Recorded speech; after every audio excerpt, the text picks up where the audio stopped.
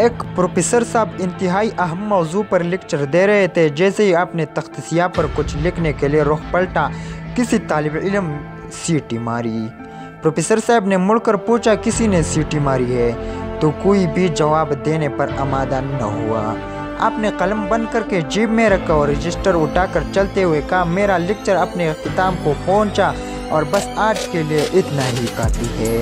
پھر انہوں نے تھوڑا سا توقف کیا، رجسٹر واپس رکھتے ہوئے کہا، چلو میں آپ کو ایک قصہ سناتا ہوں تاکہ پیریڈ کا وقت بھی پورا ہو جائے۔ کہنے لگے، رات میں نے سونے کی بڑی کوشش کی مگر نیند کچھ دور تھی۔ سوچا جا کر کار میں پیٹرول ڈلوا آتا ہو تاکہ اس وقت پیدا ہوئی کچھ یکسانیت ختم ہو، سونے کا موڈ بنے اور میں صبح سویرے پیٹرول ڈلوانے کی اس زحمت سے بھی بچ جاؤں۔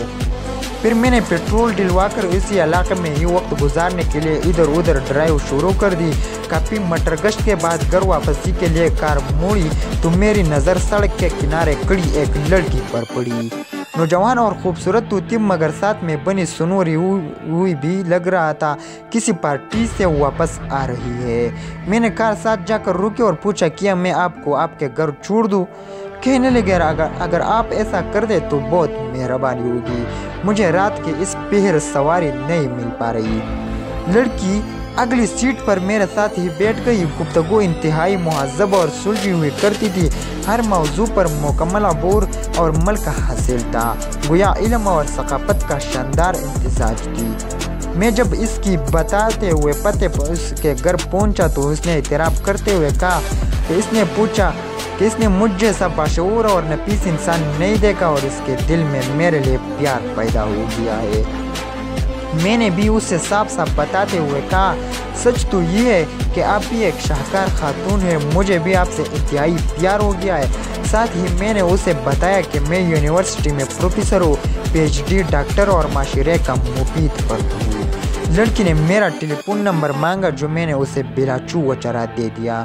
میری یونیورسٹی کا سن کر اس نے خوش ہوتے ہوئے کہا، میری آپ سے ایک گزارش ہے۔ میں نے کہا، گزارش نہیں، حکم کرو۔ کہنے لگی، میرا ایک بھائی آپ کی یونیورسٹی میں پڑھتا ہے، آپ سے گزارش ہے کہ اس کا خیال رکھا کیجیے۔ میں نے کہا، یہ تو کوئی بڑی بات نہیں ہے، آپ اس کا نام بتا دیں۔ کہنے لگی، میں اس کا نام نہیں بتاتی لیکن آپ کو ایک نشانی بتاتا ہوں، آپ اسے فوراً ہی پہچان جائیں گے۔ میں نے کہا، کیا ہے وہ خاص نشانی جس سے میں اسے پہچان لوں گا؟ کہنے لگی، وہ سیٹیاں مارنا بہت پسند کرتا ہے۔ پروفیسر صاحب کا اتنا کہنا تھا کہ کلاس کے ہر طالب علم کی نظر غیر ارادی طور پر اس لڑکے کی طرف اٹھ گئی جس نے سیٹی ماری تھی۔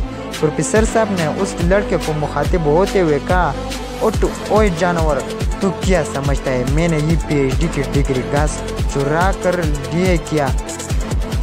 اس کہانی سے ہمیں یہ سبق ملتا ہے کہ ہر کسی سے پنگا لینا لیکن پروفیسر سے نہیں۔ شکریہ والسلام۔